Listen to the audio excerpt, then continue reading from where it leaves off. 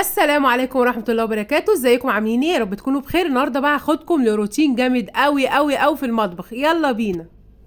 بصوا بقى، في روتين النهارده هنعمله تغيير جذري فعلا للمطبخ. يعني ما تخليش الفيديو بجد يفوتك، فيديو في منتهى الجمال، كله حماسة كده، ويبقى عندك حماسة ان انت تغيري مطبخك والله وبأقل التكاليف. طبعا في الاول كان في مواعين كتير جدا جدا جدا، بس انا غسلت المواعين ما جبتهاش معاكم، بحس ان هي حاجة مملة يعني. بص بوريكم شكل المطبخ بعد ما خلصت المواعين. بس دلوقتي عندي غسيل، طبعا احنا اتفقنا ان الغسيل بيتكاثر.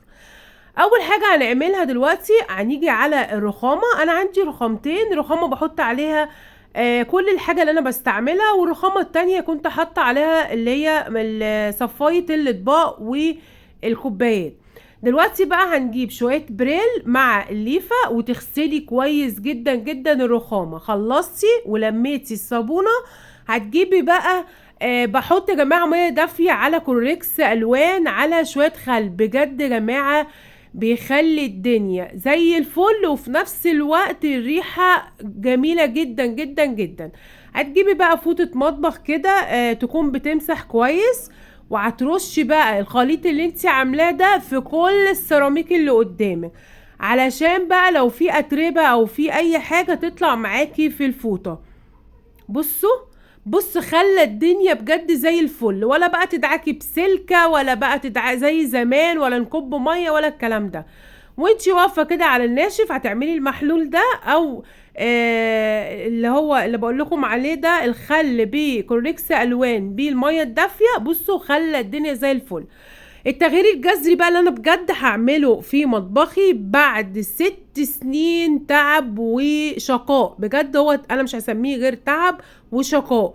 يعني كنت دايما بقف على الرخامة اللي عند الحوض، رخامة صغيرة جدا جدا جدا، ما بعرفش طبعا احضر الاكل في الاطباق وانا بعمل مثلا وصفة أكلة أو كده. فأنا دلوقتي لو هتكملوا معايا الفيديو هتشوفوا احنا هنعمله مع بعض ايه.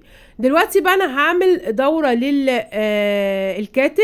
طبعا لازم كل أسبوع تعملي له كده مرة أو مرتين، بجد بيروح زي الفل. هتحطي ملح وتحطي خل، هيطلع معاكي قنبلة بجد من كتر نظافته. تلاقيه بيلمع كده. دي صفاية المعالق، بس طبعا انا مش حطاها عند الحوض، لا انا بحطها في الناشف.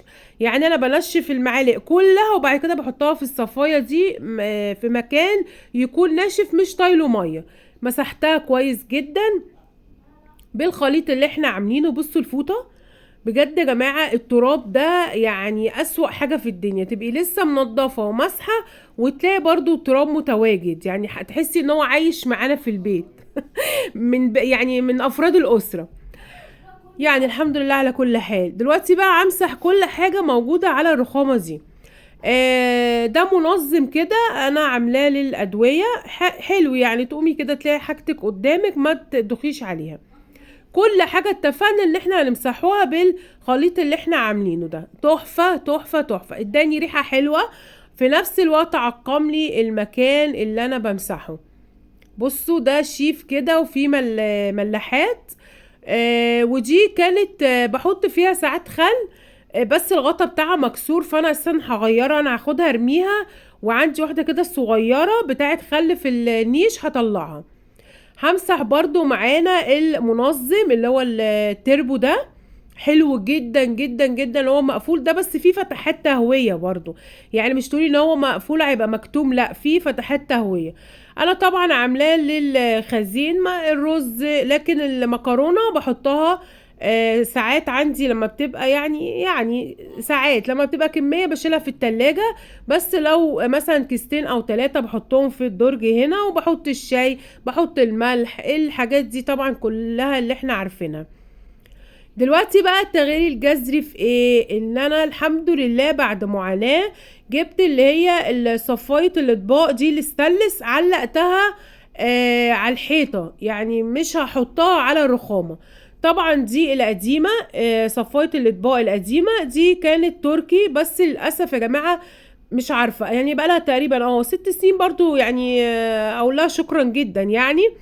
بس مهما اغسلها برضو تحسي ان هي عامله زي الجير الابيض ده كده، فبصراحه ما عجبتنيش. فقلت انا طب ما انا اوسع على نفسي، وبصوا طالما بجيب حاجه جديده والحاجه القديمه انا مش محتاجاها انا بطلعها لله بصراحه. فوسعت على نفسي ان انا جبت صفات الاطباق الستانلس، حطيتها علقتها على الحيطه، وفضيت المكان ده. طبعا ده مكان المطبقيه القديمه اللي عند الحوض.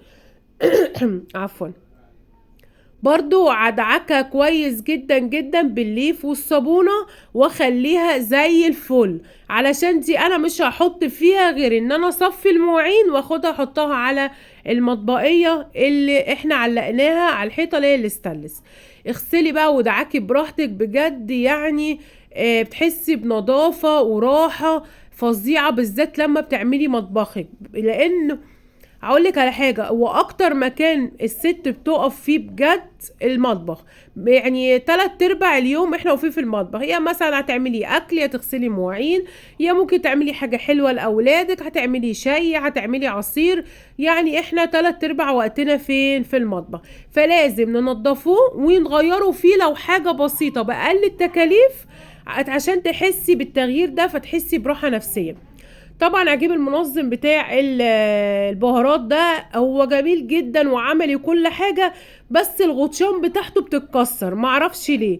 حتى لو الغطا وقع من ايدك بيتكسر، حتى لو شلتيه من مكانه بتاخدي مثلا نوع البهار اللي انت عايزاه بيتكسر في ايدك. هو الغطا بتاعه ضعيف جدا جدا جدا، لكن هو كشكل حلو، لكن هو مش عملي قوي، بس برضه بياخدش معاكي مكان كبير. طبعا بقى تحت البهارات هننضف طبعا كله زي ما عملنا الناحية اللي هناك، هنعمله هنا بالظبط على السيراميك وعلى الرخامة. وامسحي بقى ونضفي علشان تحسي براحة نفسية. بقول لكم ما تنسوش اللايك لو وصلتي معايا لحد دلوقتي في الفيديو ومستمرية في مشاهدة الفيديو او مشاهدة الروتين القوي الجميل ده، ما تبخليش عليا باللايك وتشتركي في القناة علشان يوصلك مني كل جديد. لازم تفعلي الجرس وكومنت حلو زيك يا ست الكل. دلوقتي بقى انا بحب دايما اقف في مطبخي والقرآن شغال، ما بحسش براحة نفسية غير وانا سامعة القرآن في اذاعة القرآن الكريم. بجد بحس ان انا مبسوطة وان انا بعمل حاجتي بهدوء وراحة بال. مسحت برضو الراديو ده يا جماعة بتحطي الفيشة عادي في الكهرباء وبتشغلي. بجد يعني احلى حاجة في البيت ان انتي تفتحي القرآن، بتحسي براحة نفسية، بتحسي ان بجد الملايكة موجودين معاكي. احسن مليون الف مرة ان انتي تقفي تشغلي بالك وتسمعي اغاني. انا بصراحة ما بحبش الاغاني خالص، بحس ان هي بتخليني متوترة وحالتي النفسية ما يعلم بها غير ربنا. ما فيش احلى من القرآن وكلام ربنا سبحانه وتعالى. دلوقتي بقى جبت الفوطة بتاعت التنشيف وهغسل بقى معاكم شوية المواعين الصغيرين دول. انا ما برضاش اجيب معاكم كميات كبيرة واقعد بقى لك على الفاضي، انا ما بحبش كده. انا بجيب مثلا لو حاجة بسيطة في الحوض ممكن اغسل معاكم كوبايات اطباق، لكن بقى ان انا اعمل فيديو كامل عن بس غسيل المواعين واقعد اتكلم معاكم في اي حاجة، انا ما بحبش كده. بصوا انا اختصرت اهو الجزء بتاع غسيل المواعين، خلصت الحمد لله. بصوا وصفتهم على فوطة التنشيف، بس كان عندي دول بقى فيها اللبن، واحدة كنت عاملة فيها بيض وبسطرمة، فبصراحة نقعتهم عشان كانوا لازقين. بصوا بقى يعني النظافة والمنظر الروعة، بصوا شكل السيراميك اللي بيلمع، حاجة فوق الخيال. هتحسي براحة نفسية وبيتك بصي يعني مطبخك بقى زي الفل، اللي هو اهم حاجة في البيت بصراحة. وعملت الدورة للكتل، بصوا شكله بقى بيلمع وريحته وشكله بقى في منتهى الجمال. بصوا بقى المطبخ قبل وبعد بجد والله، يعني بالله عليكم ما استاهلش لايك واشتراك في القناة علشان الروتين الجميل ده، بس طبعا ده فضلا وليس امرا. واشوفكم على خير يا احلى متابعين، ومع السلامة.